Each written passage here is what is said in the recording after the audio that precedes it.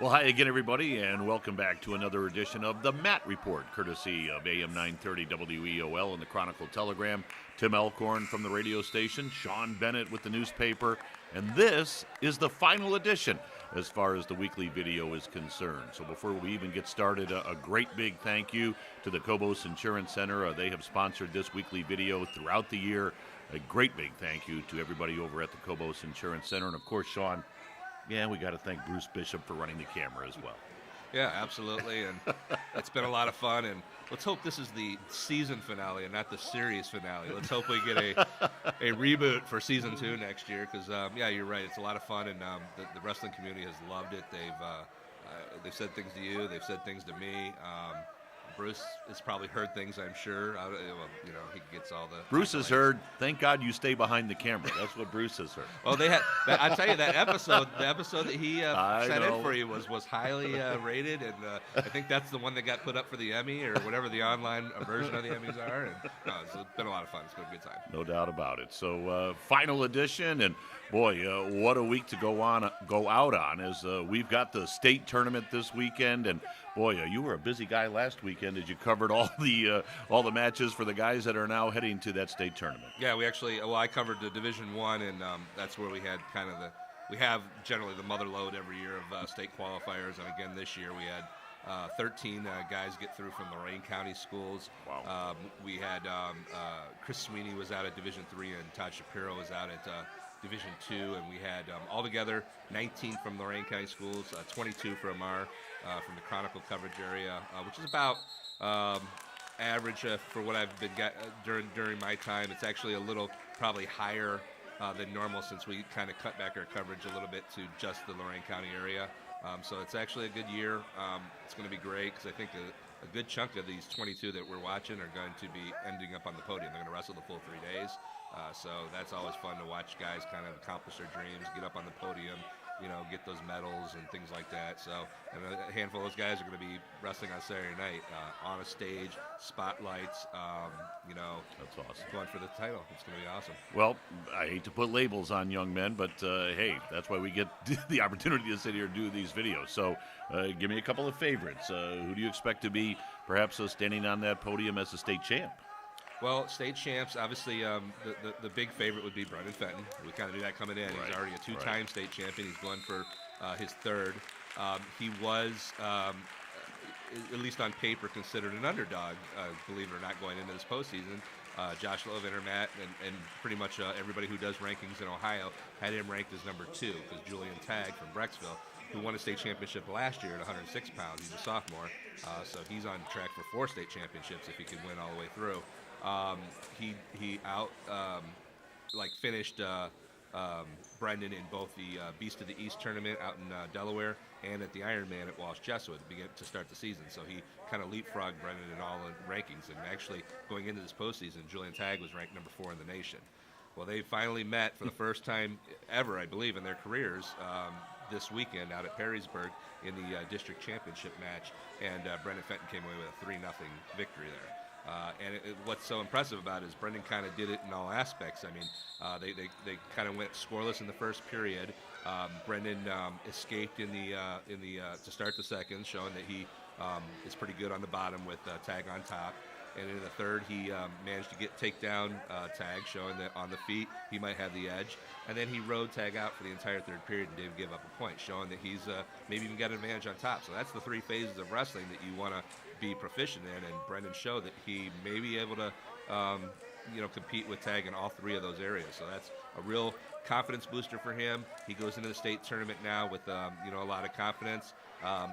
Didn't do enough to sway Josh Lowe, because Josh sent out his state analysis and expects that Tagg is going to avenge that win in the state and win the state title, but just a lot of high drama now. We got people like kind of thinking they got to prove something there. So it's going to be a really good final if those 2 guys get into the state final. That's really cool. So congratulations, Brendan, and prove those guys wrong.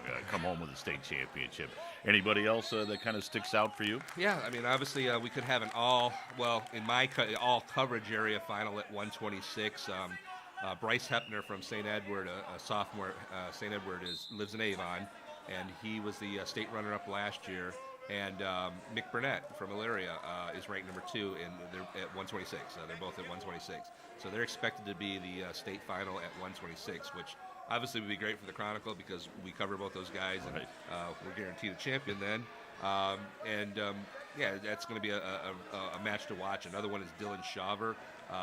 He is number 2 in the state against Lucas Bird from Cincinnati LaSalle, and they are both nationally ranked wrestlers. So that's going to be a really high-profile final if they both get in as well.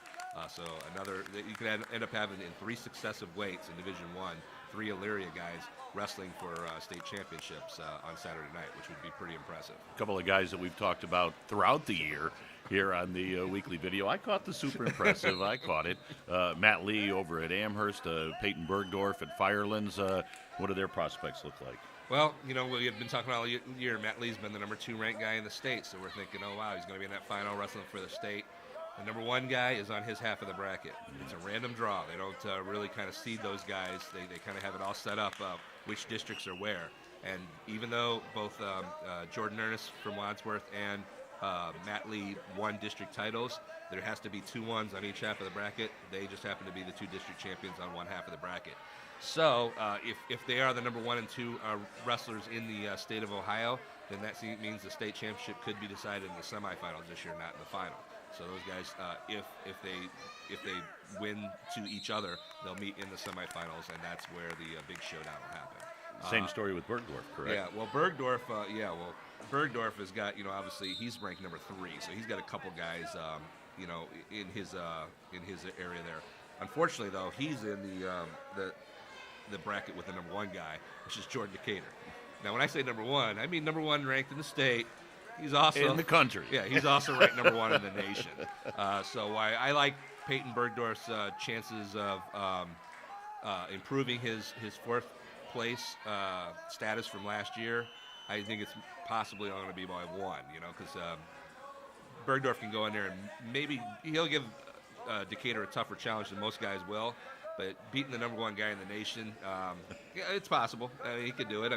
But it's going to be tough. So, well, you better walk out on the mat thinking you have an opportunity to do it. Yeah, sure. If you walk out there thinking you're already beat. Well, Decatur got that number 1 national ranking by just destroying a bunch of guys who weren't up to his level. At least Peyton walks out there with a skill set that's much better than 90% of the guys that Decatur normally wrestles. So, yeah, he's just got to stay, with his fundamentals, not try anything too crazy.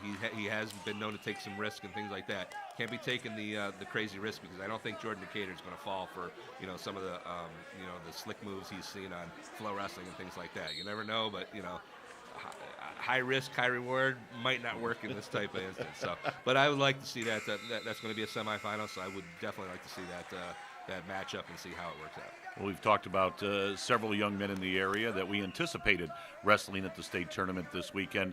Shaun, is there a cool story, a surprise, a young man that's down there that perhaps you thought, wow, this is really cool. We didn't think he'd get to state. Oh, well, the biggest surprise is Julian Colbert from Clearview. He's a junior that goes to Clearview. He is the only, I think, Lorain County wrestler that wasn't state ranked. Honestly, I didn't know a lot about Julian.